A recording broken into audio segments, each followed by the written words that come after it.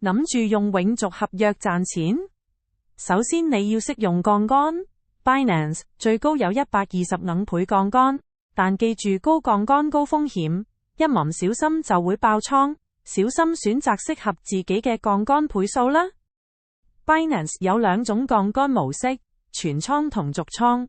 新手建議用續倉，萬一出事，最多都係輸走合約資金，唔會影響晒全個賬戶資金，安全啲。落單前設定好止蝕同止賺，記住咪好梗係 all in， 記得調整止蝕位同你的風險承受能力 match， 咁樣先可以有效管理風險，穩穩陣陣賺錢。例如用得好策略，我之前做咗一單 ETH 做空，槓桿操作賺到103%回報，即係$1800，有風險都可以有回報，只要管理好倉位。想實戰？